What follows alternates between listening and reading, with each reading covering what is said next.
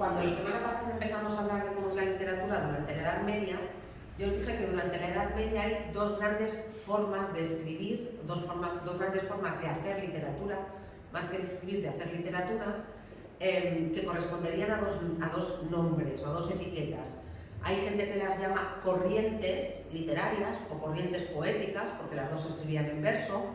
Hay gente también que las llama escuelas literarias, pero no escuelas como lugar donde se estudia, sino escuelas como formas de hacer literatura durante la Edad Media.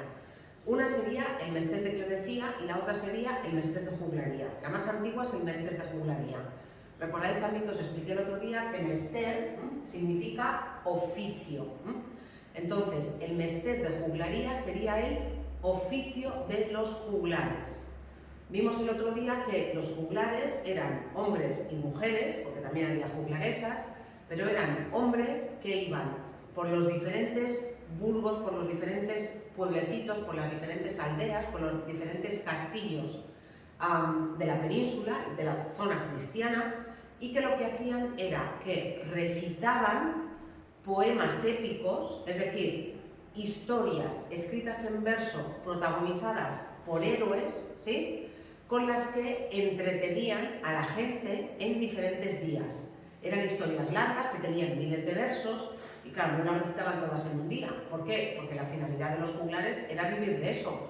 Después pasaban la gorra o lo que tuvieran y la gente les iba dando dinero y se trataba de que el primer día hubiera menos gente, pero que después la gente llamara a sus vecinos o a amigos o a quien fuera: ¡ay, hemos ido a escuchar al juglar tal y nos ha gustado mucho, esta noche vuelve otra vez, venid a escucharlo! Entonces se trataba, los juglares eran muy buenos, eran actores, muchas veces hacían también malabares, muchas veces eran músicos, y se trataba de que atrajeran al mayor número de público pues para ganarse la vida de esa manera. Ya os digo, se iban moviendo por Castilla fundamentalmente, pero también por León, y sabemos que estos cantares de gesta que recitaban, bueno, tenéis aquí la definición de quiénes eran los juglares, también aquí os explico un poco cómo iban vestidos y cómo eran. Aquí, por ejemplo, os dice que eran gente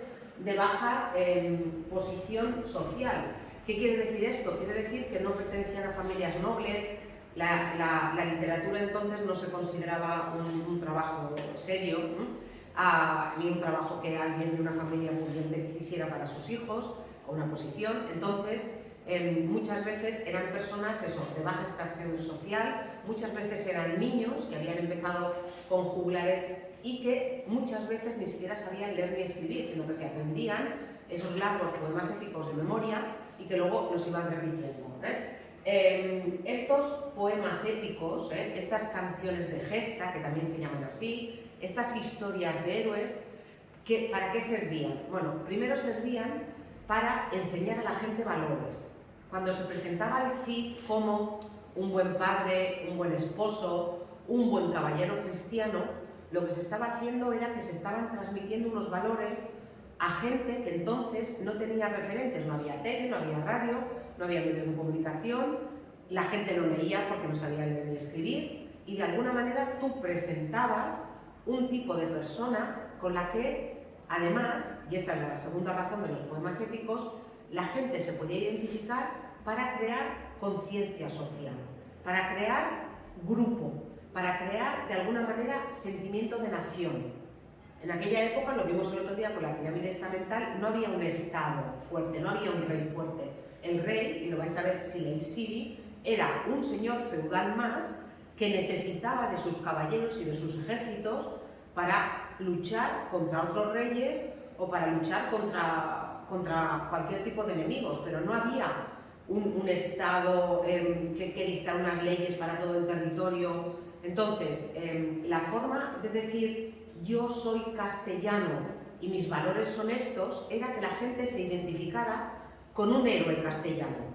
En el caso, por ejemplo, del Cid, porque después sabemos también que hubo cantares de gesta en otros reinos cristianos, pero que se han perdido. porque ese es uno de los grandes dramas de la literatura medieval, que como era fundamentalmente oral, la mayor parte de la literatura medieval se ha perdido, no ha llegado hasta nosotros. Entonces, de estos cantares de gesta, que circulaban por la parte cristiana de la península durante la Edad Media, solamente han llegado hasta nosotros prácticamente completo el poema del Mio Cid, que es en el que después, siglos después, se basa Arturo Pérez Reverte para escribir su Sidi, ¿sí? Entonces, prácticamente completo, falta una página al principio y luego falta alguna página por el medio, y después han llegado dos fragmentos, uno que es el Cantar de Roncesvalles y otro que también habla de la vida del Cid, que se llama Cantar de las mocedades del Cid, es decir, de cuando el Cid era joven. Eso es lo único que se conserva de la épica medieval en castellano. Hay otros textos muy parecidos en inglés, en alemán, en francés, que demuestran que esta épica, estos textos en la Edad Media protagonizados por héroes, eran frecuentes en otros territorios europeos. Ya os dije también que aunque la gente no viajara mucho, sí que había peregrinaciones y sí que había una cierta permeabilidad de la cultura, no mucha, pero sí que la había. A ver, ¿cuáles son las características de la épica castellana? Es decir, del oficio de los juglares, del mester de juglaría. Pues lo que os he dicho, en primer lugar, se han conservado muy pocos, debido a que la transmisión era oral y no era escrita. Si lo situamos cronológicamente, son de los siglos XII y XIII. Como os he dicho, solamente nos han llegado prácticamente completos el poema o cantar de Mio Cid, se le llaman de las dos maneras, y después los dos fragmentos que os he dicho.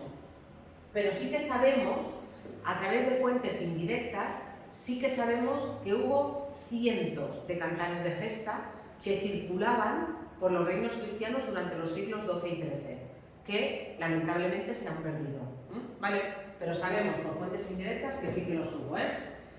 ¿Qué más sabemos del mester de juglaría? Bueno, como característica fundamental es que los textos que pertenecen al mester de juglaría son anónimos. Anónimos. Estas tres obras no tienen, tienen autor, pero el autor no firmó y no se sabe quién es la persona que los escribió.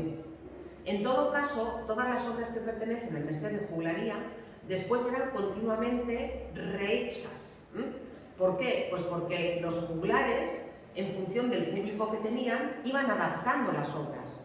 Si tenían, por ejemplo, mucho público femenino, era muy probable que le dieran más importancia a las partes más sentimentales, a las partes más amorosas, a las partes más de relaciones familiares, mientras que si el público era mayoritariamente masculino, se le daba mucha más importancia a las escenas de guerra, a las de acción, como ahora las películas, no han cambiado tanto las cosas. Entonces, y los juglares muchas veces adaptaban las obras en función de lo que veían, del público que tenían y de cómo reaccionaba el público.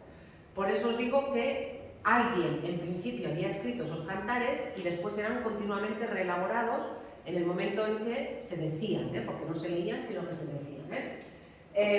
Además de todo eso, como ya os he dicho, como la única obra que ha llegado hasta nosotros prácticamente completa es la obra del Cantar del Mio Cid, el poema del Mio Cid, muchas de las características de lo que será la épica castellana se basan justamente en cómo es el poema del Mio Cid o Cantar del Mio Cid. Aquí tenéis un vídeo de un canal que yo sigo, que es muy divertido además como lo cuenta, que hace un resumen de toda la obra. Bueno, ¿qué nos cuenta el Cantar o poema del Mio Cid? Bueno, para empezar, hay un problema porque no sabemos exactamente si es de finales del siglo XI o del XII. ¿Por qué? Pues porque el poema del Mio Cid ha llegado hasta nosotros a través de una copia posterior. En algún momento a un monje, cuyo nombre sí tenemos, se llamaba Pere Abat, ¿sí? A este monje le gusta mucho este cantar y debió de pedirle al juglar que se lo dictara. Y por eso ha llegado hasta nosotros. Pero claro, el juglar se lo dicta no con el castellano que ya se hablaba en la época en que se pone por escrito, sino con el castellano en que el poema originalmente fue escrito. Y eso lleva a pensar que el poema es de final del siglo XI o del siglo XII, cuando todavía estaba muy viva la memoria del Cid, porque el Cid histórico existió. ¿Sí? Entonces, cuando todavía estaba muy viva la memoria del Cid, es cuando probablemente se escribe el poema del Niño Cid. Y el poema del Niño Cid, ¿qué cuenta? El poema del Niño Cid no nos cuenta toda la vida del Cid, es como Sidi. La obra que vosotros vais a leer no cuenta toda la vida del Cid. La obra de Sidi cuenta unos meses concretos de la vida del Cid. En el caso del poema del Niño Cid se cuentan unos años de la vida del Cid, más que lo que cuenta Sidi, más que lo que cuenta Sidi. Y el poema empieza como Sidi. El poema empieza con ¿qué? Si habéis empezado a leer la obra empieza con el Cid que sale de sus tierras de Vivar, es un pueblecito pequeño de la provincia de Burgos, ¿recordáis cuando lo vimos en el mapa? Entonces, el Cid sale de sus tierras de Vivar desterrado por el rey Alfonso VI, ¿sí? Entonces, en esa primera parte del poema del Niño Cid, mejor dicho, esa primera parte es la parte que vosotros tenéis en Sidi.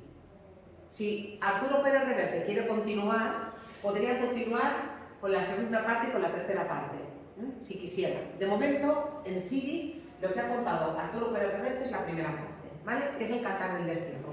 El Cid es desterrado y, aunque el rey Alfonso VI, que es su señor natural, es enemigo del Cid, el Cid va ganando batallas y en cada batalla que gana le va dando su parte al rey y reconoce siempre al rey como su señor. Llega un momento en que el rey lo perdona y esa sería la segunda parte. En la segunda parte, que ya no la tenéis en el libro, en la segunda parte, en la que el rey perdona al Cid, el rey, como gesto de buena voluntad y para ganarse definitivamente el favor del Cid y para que el Cid sea su aliado ya para siempre, decide casar a las dos hijas del Cid con dos sobrinos suyos. Eso era un gran honor.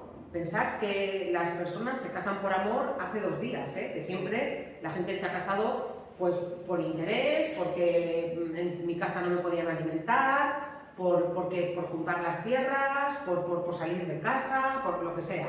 Y en las clases altas, los matrimonios han sido por amor también hace 2 días, porque los reyes y los nobles se casaban pues por interés y por política. Entonces, el rey le dice al Cid: voy a casar a tus 2 hijas con mis 2 sobrinos. Eso es un gran honor para el Cid. Pensad que el Cid es un infanzón. El Cid pertenece a la clase más baja, al grupo más bajo dentro de la nobleza, pero al grupo más bajo. Y lo veréis en sí, los problemas económicos que el Cid tiene para mantener a sus hombres. Cómo sufre por no poderles dar de comer, por no poderlos tener en condiciones. Entonces, que el rey acceda a que sus sobrinos se casen con tus hijas es un gran honor. Él va a formar parte de alguna forma de la familia del rey. De todas formas, al Cid no le gustan nada sus yernos. Sus yernos son de León y sus yernos al Cid le parecen un poco cobardes. Y le parecen un poco cobardes por un par de cosas que hacen y le parecen muy cobardes por algo que os voy a leer ahora. ¿Sí? Resulta, estamos todavía en la segunda parte. El Cid vive con sus sobrinas, vive en Valencia porque ha ganado la ciudad de Valencia y él es gobernador de la ciudad de Valencia. Eso tampoco sale en Sidi, ¿sí? Es un spoiler, pero no sale, no es ni siquiera un spoiler porque sería una segunda parte. Y resulta que cuando está en Valencia pasa esto, dice: en Valencia con los suyos vivía el campeador, con él estaban sus yernos, los infantes de Carrión. Sus yernos son los infantes, ¿sí? Carrión es un pueblo, como os he dicho, una zona de León, ¿sí? Un día que el Cid dormía en su escaño sin temor, un mal sobresaltado entonces, sabe, les aconteció. Fijaos, el Cid dormía, estaba allí durmiendo, en su escaño es, imaginaos, en un salón, en una especie de silla muy cómoda, ¿eh? Nosotros nos quedamos dormidos en el sofá, pues ellos se dormían allí en el escaño, ¿sí? ¿Qué es un escaño? Un escaño, pues lo que te digo, una silla Vale. cómoda, con un sillón, sí. Vale. Entonces, está allí el Cid sentado y una cosa, fijaos, ¿os acordáis que os he dicho antes que el juglar recitaba para el público? Sí. ¿Veis aquí? Saber les aconteció, está llamando la atención del público. Os voy a contar algo y tenéis que saber lo que le pasó al Cid. Está hablando, es una marca de oralidad, está hablando directamente con el público, ¿eh? Fijaos, escapóse de una jaula, saliendo fuera un león. Los que estaban en la corte sintieron un gran temor, recogiéronse sus mantos, los del buen campeador, y rodean el escaño en guarda de su señor. Es decir, en el castillo donde está el Cid hay una jaula con un león, y el león se escapa. Y automáticamente, ¿qué hacen todos los hombres del Cid? Como el Cid está durmiendo, van a proteger a su señor. Por eso dice que se recogen el manto, llevaban aquellos mantos, entonces se recogen el manto para poder luchar contra el león, ¿sí? Y todos rodean el sillón donde está durmiendo el Cid para protegerlo, ¿vale? Y dice después: allí Fernando González, infante de Carrión, ni en las salas ni en la torre ningún refugio encontró. Metióse bajo el escaño, tan grande fue su pavor. Uno de los yernos, en lugar de ponerse a proteger al Cid como el resto, se mete debajo del sillón, allí dentro, se esconde debajo del sillón. Y ahora veréis lo que hace el otro. Diego González, el otro, por la puerta se salió, diciendo con grandes gritos: ¡ay, que no veré Carrión! Tras la viga de un lagar metióse con gran temor. Todo el manto y el brial sucios de allí los sacó. El otro sale corriendo, se esconde detrás de una viga, y que te diga que salió de allí con el manto y el brial sucios significa que se hizo caca encima del miedo. O sea, uno de ellos se mete debajo del sillón del Cid, el otro se esconde detrás de una viga y se hace caquita, ¿sí? Imaginaos, son los yernos del Cid, están casados con sus hijas, ¿vale? Dice: en esto que se despierta el que en buena hora nació. El que en buena hora nació es el Cid, ¿sí? De sus mejores guerreros cercado el escaño vio. ¿Qué pasa aquí, mis mesnadas? ¿Qué queréis? ¿Qué aconteció? Es que mi señor honrado un susto nos dio el león. Es decir, el Cid se despierta, ve que sus hombres lo rodean y dice: ¿qué pasa? Mis mesnadas es mi ejército, ¿Qué pasa, mis hombres? Y le dicen: no, que se ha escapado un león, ¿vale? Y mirad lo que hace el Cid, Apoyándose en el codo, en pie el Cid se levantó. El manto se pone al cuello y encaminóse al león. La fiera, cuando vio al Cid, un punto se avergonzó. Allí bajó la cabeza y ante él su faz, su cara, humilló. Nuestro Cid, Rodrigo Díaz, por el cuello lo tomó y lo lleva de la mano y en la jaula lo metió. Es decir, el Cid simplemente mira al león, el león cuando ve al Cid baja la cabeza humillado, el Cid lo coge por aquí, por el pescuezo, como si fuera un gatito, ¿sí? Y lo mete en la jaula. Luego os explicaré por qué, ¿Vale? Y continúa diciendo: nuestro Cid Rodrigo de Vivar por el cuello lo tomó y lo lleva de la mano y en la jaula lo metió, ¿sí? A maravilla lo tiene todo lo que lo contempló. Volviéronse hacia la sala donde tienen la reunión. Por sus dos yernos, Rodrigo preguntó y no los halló. Aunque a gritos los llamaban, ni uno ni otro respondió. Y cuando los encontraron, los hallaron sin color. No vieses allí que burlas hubo en aquella ocasión. Mandó que tal nos hiciese nuestro Cid campeador. Sintiéronse avergonzados los infantes de Carrión, fiera deshonra les pesa de lo que les ocurrió. Es decir, cuando el Cid pregunta por sus yernos, se los encuentra escondidos y los hombres del Cid, ¿qué hacen? Se ríen de ellos. Pero el Cid manda callar a sus hombres, ¿vale? Pero ¿qué pasa? Que la humillación ha sido pública. Entonces, ¿qué van a hacer los infantes de Carrión? Como los infantes le tienen miedo al Cid, ¿sí? Y ahora viene la tercera parte, como los infantes le tienen miedo al Cid, deciden tomarse una venganza terrible y eso sí que es muy vergonzoso. ¿Qué hacen? Con la excusa de enseñarles sus tierras a las hijas del Cid, que ellos viven en Valencia todos, entonces, tenéis que venir a Carrión a ver nuestras tierras.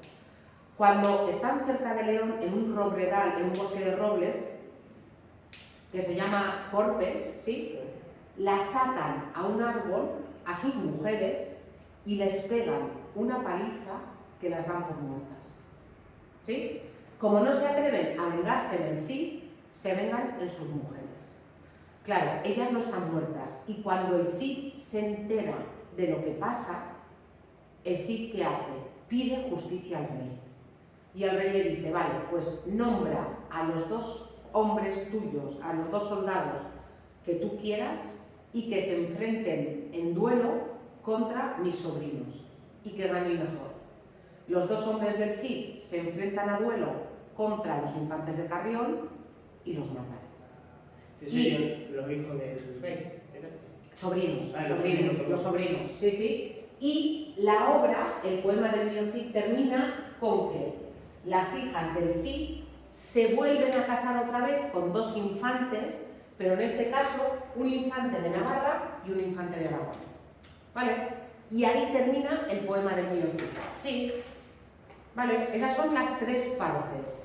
De alguna manera, durante el poema del niño Cid, el Cid pierde el honor 2 veces, primero porque el rey lo destierra y segundo porque los infantes de Carrión golpean a sus hijas y recupera el honor 2 veces. Y la obra acaba, no acaba con la muerte del Cid, acaba con las hijas del Cid casándose con los infantes de Navarra y los infantes de Aragón, que esto sí que fue real. Lo de los infantes de Carrión no existió, no está documentado que las hijas del Cid... Es ficticio. Eso es ficticio, porque claro, aquí hay buena parte que es real, como que el Cid fue desterrado. Lo de los infantes de Carrión es ficticio y que las hijas se casaron con 2 infantes, el de Navarra y el de Aragón, eso sí que es real. Eso sí que es real, sí, sí. Claro, ¿qué ocurre? Que como el poema del niño Cid fue escrito poco tiempo después de la muerte del Cid, hay muchos elementos que son reales, muchos que son ficticios, pero muchos que son reales. Sí. Y una cosa, ¿os acordáis que antes os he dicho por qué es importante este episodio del león? Si leéis Sidi, vais a ver que constantemente el Cid y sus hombres hablan mal de los leoneses. ¿Os acordáis de cuando os enseñé el mapa de Sidi? Que visteis que la mitad de la península era musulmana, sí, y que luego Castilla era un reino relativamente pequeño que tenía León por una parte, que era un reino muy grande, que era como el reino predominante en la península, ¿sí? ¿Qué está haciendo el Cid? Que es muy casual que justamente se escape un león. Y es muy casual que el Cid mire al león y el león baje la cabeza humillado y el Cid lo meta en la jaula. En realidad, ese león, ¿qué está representando? ¿Qué está simbolizando? A todo el reino de León. Y lo que nos está diciendo es que el héroe castellano, es decir, Castilla, es superior a León. Y yo me puedo imaginar que la gente que en aquel tiempo escuchaba el poema del niño Cid en Castilla entendía perfectamente la referencia. Y en el momento en que el león era humillado y era metido en la jaula, todo el mundo entendía: nosotros los castellanos vamos a humillar a los leoneses y también los vamos a dejar enjaulados cada vez en un sitio más pequeño porque nosotros vamos a conquistarlos, vamos a conquistarlo. ¿De acuerdo? Entonces, eran episodios que tenían un contexto histórico que nosotros hoy en día ya no tenemos, que hemos perdido. ¿Vale? Sí. Y eso es lo que cuenta el poema del niño Cid, esas 3 partes. El cantar del destierro, el cantar de las bodas de las hijas del Cid y el cantar de la afrenta de Corpes. ¿Cómo estaba escrito? ¿Cómo estaba escrito? Pues estaba escrito como habéis visto aquí. En primer lugar, estaba escrito en verso, no estaba escrito en prosa, estaba escrito en verso. Estaba escrito en versos largos, pero irregulares. Si los midierais, si aplicarais la métrica que se estudia en el segundo, y los midierais, veríais que hay versos que miden 12 sílabas, versos que miden 14, versos que miden 16, están todos entre 12 y 20 sílabas. ¿Cómo es la rima? La rima es rima asonante. A partir de la última vocal tónica solamente coinciden las vocales, eso es rima asonante. Fijaos, or, on, o, on, or. ¿Lo veis? Rima solamente la o. Sí, eso se llama rima asonante. ¿Todo el poema rima en o? No. Luego, después de una tirada de versos que tienen esta rima, luego nos vamos a encontrar, por ejemplo, con una rima en ao. Ado, aso, año, aro, ado, as. Nos vamos a encontrar luego con otra rima. Y luego nos vamos a encontrar con una rima en a. Ada, ala, aña, haga. Sí. Entonces, ese es el tipo de rima que nos vamos a encontrar. Muy irregular y es la métrica que tenéis aquí explicada. ¿Lo veis? La métrica es irregular, versos entre 10 y 20 sílabas, aunque predominan los de 13, 14 y 15, que se agrupan en tiradas, lo que os he dicho, un montón de versos, muchos versos con la misma rima que luego de repente cambian. Características. ¿Qué características tenemos? Por una parte, el uso del epíteto épico. ¿Qué es el epíteto épico? Que en lugar de decir todo el tiempo Cid, o Rodrigo Díaz de Vivar, le dice, por ejemplo, el campeador, el que en buena hora ciñó la espada, ¿sí? Es decir, utilizamos fórmulas para referirnos al Cid que dan características de él como guerrero, ¿vale? Después también nos vamos a encontrar con fórmulas dirigidas al oyente. Esto que os he dicho antes de llamar la atención del público. Saber, ahora veréis, ahora os voy a contar, ahora oiréis lo que pasó. Que eran, pues muchas veces como lo que hacemos en clase los profesores para llamar la atención cuando vemos que se distrae un poco, ¿no?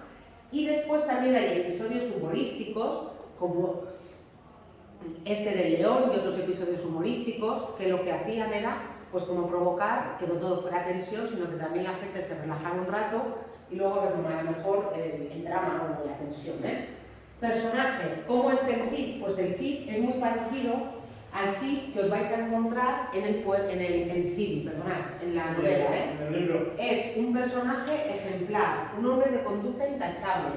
Es valiente, es astuto, es prudente, es un amoroso padre de familia, con gran conciencia de su honra, de su honor y también con un fuerte sentido religioso.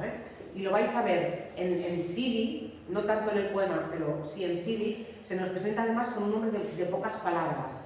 Un hombre que es muy reflexivo, un hombre que antes de hablar piensa mucho lo que va a decir, observa, analiza y luego actúa siempre de la forma que él cree que es la mejor.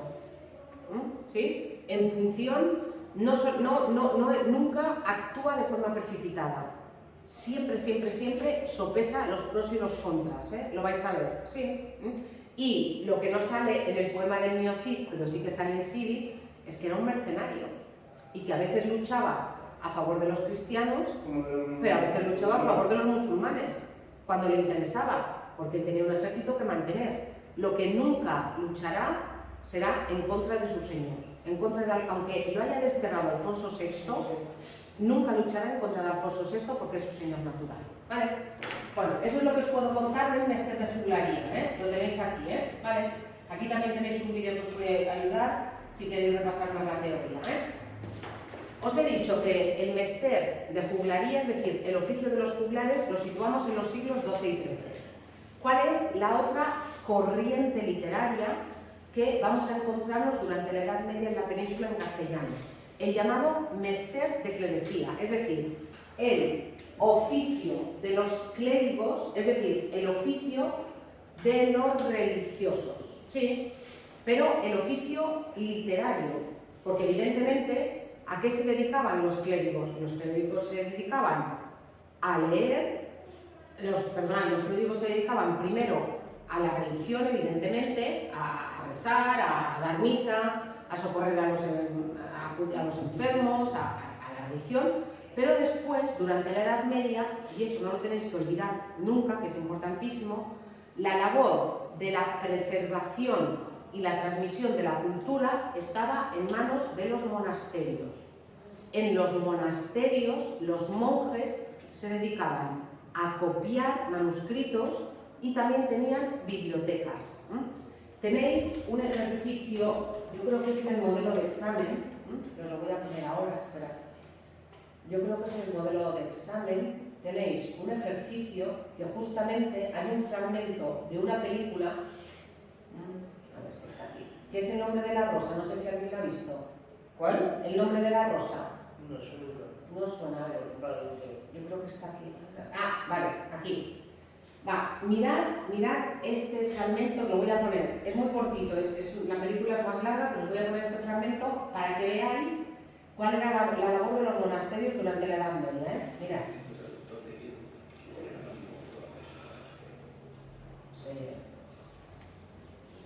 Se oye bajo.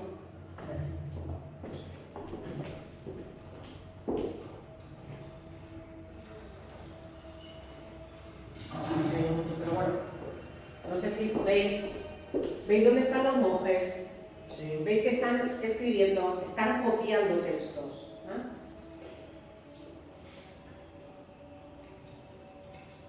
¿Lo veis?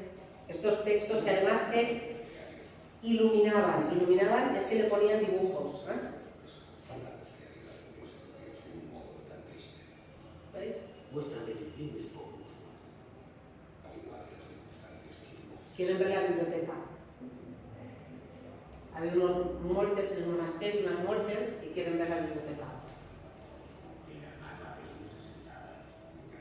Y quieren ver también dónde se sentaba el que escribía. ¿Veis? ¿Veis cómo eran los monasterios también? A lo que se dedicaban.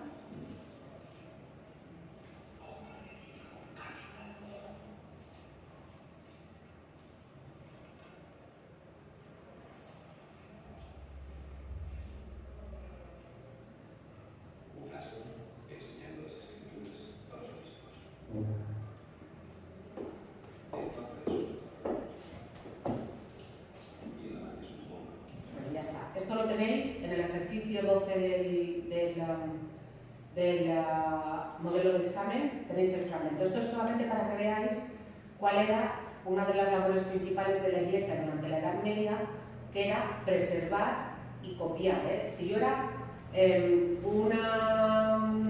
imaginaos, era una reina y quería tener un libro, probablemente solamente había un ejemplar de ese libro. Entonces, yo tenía primero que averiguar en qué monasterio estaba, en la biblioteca de qué monasterio estaba, y después pedía una copia. Estas copias que eran a mano, y como habéis visto, estaban también ilustradas, eran muy caras y tardaban mucho tiempo. A lo mejor tardaban en darme el libro 3 o 4 años. Entonces, los libros eran muy preciados y eran muy caros. Y, repito, la Iglesia hizo una labor de preservación y también de copia. Y también, como sale en la película, también de destrucción de algunos libros cuyo contenido no les interesaba. Hay algunos libros de la antigüedad clásica, de la antigua Grecia y de la antigua Roma, que probablemente se han perdido por una acción consciente de la Iglesia, que consideraba que eran libros impíos y que eran libros que iban en contra de la religión católica y que no les interesaba que esos libros se preservaran. Eso seguro que pasó también. La cosa cambiará completamente en el siglo XV con la invención de la imprenta. Cuando se inventa la imprenta, ya los monjes no se van a dedicar a eso. Esa sería la labor, digamos, mecánica respecto a la transmisión de la literatura. Pero también hubo clérigos que se dedicaron a la literatura. Y esos clérigos que se dedicaron a la literatura, además, firmaron sus obras. Para encontrarnos con el primer autor de nombre conocido de la literatura en castellano, tenemos que llegar al siglo XIII. Y en el siglo XIII nos encontramos con un monje que se llamaba Gonzalo y que vivía, que nació en un pequeño pueblo de lo que hoy en día sería La Rioja, que era Berceo, y firmaba sus obras como Gonzalo de Berceo. Entonces, Gonzalo de Berceo va a ser el primer autor de nombre conocido de la literatura en castellano. Y este señor, además, este monje, dejó varias obras. Sabemos que escribió más que se han perdido, pero dejó unas cuantas obras, todas de temática religiosa y todas escritas de la misma manera que va a ser la forma típica de escribir las obras en el mester de clerecía, que es utilizando una estrofa, que luego os explicaré, que se llama cuadernavía. ¿Cuáles son entonces las características del llamado Mester de Clerecía? Bueno, por una parte, como os he dicho, son textos de autor conocido y no anónimos como pasaba en el Mester de Juglaría. En el Mester de Clerecía los clérigos firman las obras, tenemos el nombre de los autores. ¿Qué estrofa utilizaban? ¿Qué métrica utilizaban? Esta métrica que tenéis aquí, que se llamaba cuadernavía. Fijaos, aquí tenéis solamente una estrofa, pero aquí tenéis un fragmento. Mirad, ¿cómo era la cuadernavía? La cuadernavía estaba escrita en estrofas de cuatro versos. Una estrofa, una estrofa, una estrofa, ¿sí? Un verso, un verso, un verso, un verso. Y estas estrofas de 4 versos siempre tenían rima consonante. A partir de la última vocal tónica coincidían vocales y consonantes: amos, amos, amos, amos, ado, ado, ado, ado, aban, aban, aban, aban, ¿sí? Es rima consonante y, atención, tienen todas 14 sílabas. De hecho, los autores del Mester de Clerecía estaban muy orgullosos y ellos decían que ellos sí que contaban las sílabas. No como los del Mester de Juglaría, que lo hemos visto antes, ¿os acordáis? Que tenían entre 12 y 20 sílabas, ¿os recordáis? Sí. Entonces, como características, utilizan la cuadernavía, que es una estrofa de 4 versos alejandrinos. Versos alejandrinos son versos de 14 sílabas, ¿sí? Divididos en 2 hemistiquios, es decir, con una pausa central para poder respirar y poder definir el verso. Y esta pausa, esta pausa que se llama cesura, ¿sí? Por eso, también, la cuadernavía tiene otros nombres. También se llama tetrástrofo monorrimo, estrofa de 4 con una sola rima. Eso no importa, con cuadernavía ya me vale. ¿Cuál es la temática? ¿Cuál es la temática del Mester de Clerecía? Fundamentalmente temática religiosa. Si los autores son clérigos, ¿de qué van a hablar los clérigos? De religión. Por tanto, la temática va a ser básicamente religiosa. Además de todo eso, hay algo muy importante, y es que antes de ellos sí que se escribían obras literarias, es decir, literatura sobre temas religiosos, pero se hacía en latín. ¿Y ellos qué quieren? Ellos quieren llegar al mayor número posible de personas. Ellos quieren que gente que no sabe latín pueda acceder a esas obras, y por eso las escriben en castellano, porque como van a ser obras religiosas que van a dar historia moral de la religión, ¿sí? Van a contar historias de santos, de la Virgen, lo que les interesa es que el pueblo las entienda, y por eso las van a escribir en castellano, no en latín. Entre los representantes principales tenemos a Gonzalo de Berceo, que sería del siglo XIII, y a Juan Ruiz, que fue arcipreste. Un arcipreste es un cargo eclesiástico de la localidad de Ita, que está en Guadalajara, del siglo XIV. ¿Vale? Y mirad esta definición que hacen los mismos escritores. Los mismos escritores dicen, mirad, ¿qué es el Mester de Clerecía? Dicen: Mester traigo fermoso, non es de joglaría. Mester sin pecado, caes de Clerecía. Fablar curso rimado por la cuadernavía, a sílabas contadas, caes gran maestría. Ellos mismos, en un libro que se llama el Libro de Alexandre, que trata sobre Alejandro Magno, hablan de cómo es lo que ellos escriben, qué es lo que ellos escriben. Y mirad lo que dicen: traigo un oficio hermoso que no es de juglaría, o sea, yo escribo bien, no como los juglares, Es un mester sin pecado, es un oficio sin pecado, porque es de los clérigos. Como es de temática religiosa, no va a tener nada que no sea decente, todo va a estar sin pecado. Hablamos con rima, es decir, escribimos, aquí Fablar lo tenéis que entender como crear obras, con rima por la cuadernavía, contando las sílabas, que es gran maestría. Autores, como os he dicho, Gonzalo de Berceo. Aquí tenéis un vídeo muy breve también, en el que se explica la vida de Gonzalo de Berceo y la obra de Gonzalo de Berceo. Y, bueno, como os he dicho, tenemos pocos datos biográficos, pero sí que sabemos que con 8 años ya entró en el primer convento. en el primer monasterio, que estuvo toda la vida ligado a 2 monasterios y que toda su vida él se dedicó sobre todo a escribir vidas de santos, y su obra principal, su obra más importante es Los Milagros de Nuestra Señora, que habla de los milagros de la Virgen.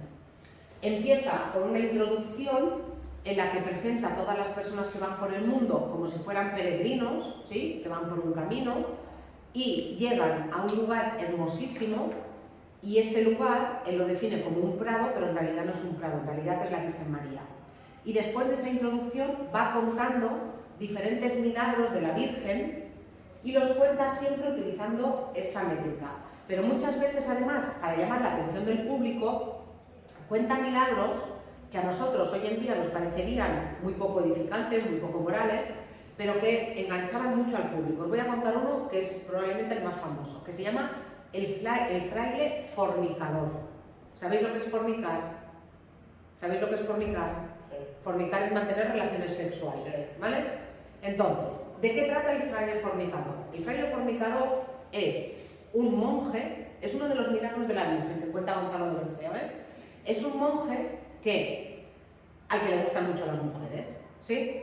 Pero él es monje y cree mucho en la Virgen. Entonces, justo enfrente de donde está el monasterio hay un prostíbulo, hay un burdel donde hay prostitutas. Entonces, al fraile le gustan mucho las mujeres. ¿Y qué hace? Que cuando no puede más, se escapa del monasterio por la noche, cruza un puente y se va al prostíbulo y mantiene relaciones sexuales con alguna mujer. Pero eso sí, siempre antes de salir del monasterio reza a la Virgen María, y cuando vuelve sigue rezando a la Virgen María para arrepentirse, ¿eh? Pide perdón, ¿sí? Entonces, una noche de esas, resulta que cuando va al prostíbulo, cuando está cruzando el puente, viene una riada de agua tremenda y cae el puente y él se ahoga. Y justo en el momento en que se muere, dentro del agua, aparece el demonio y dice: este es un pecador, este se viene conmigo para el infierno. Y cuando se lo está llevando para el infierno, baja la Virgen María y le dice al diablo: alto ahí.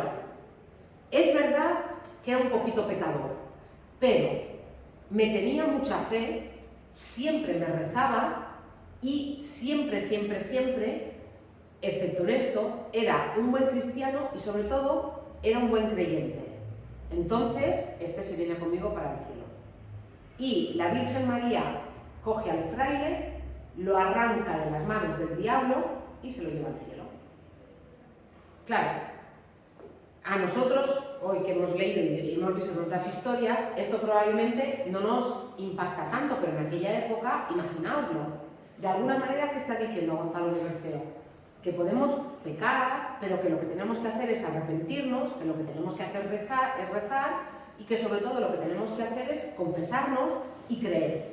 Y que si somos buenos cristianos y creemos y todo eso, al final nos iremos al cielo. ¿Vale? Ese es uno de los ejemplos de los milagros. Y perdonad, lo último que os quiero decir de Gonzalo de Berceo, está bastante claro, por diferentes cosas que se cuentan y por cómo están escritas, que Gonzalo de Berceo no concibió estos milagros para ser leídos en solitario, sino que probablemente lo que se hacían eran lecturas ante por ejemplo, después de misa o ante un grupo de gente, ¿sí?, que probablemente no sabían leer ni escribir, pero que sí que lo que hacían era disfrutar de esas historias a través de las cuales Gonzalo de Berceo, claro, es mucho más divertido contar la historia del fraile fornicador que decir: tenéis que creer en la Virgen María porque la Virgen María nos salva, porque la Virgen María no sé qué, porque la Virgen María. La gente se quedaba mucho más con la historia del fraile fornicador que con lo que pudiera contar la Biblia o el Nuevo Testamento sobre la Virgen María. ¿Vale? ¿Querías preguntar algo? Sí. Dime. De lo que había empezado a contar de esto, ¿Sí? me pareció ver una película de eso. Puede ser, porque son historias de esas que luego se iban transmitiendo, ¿eh? Vale, venga, el segundo nombre del que os quiero hablar hoy, del Mestret de Clerecía, ya nos lleva al siglo XIV, y es Juan Ruiz, arcipreste de Elda.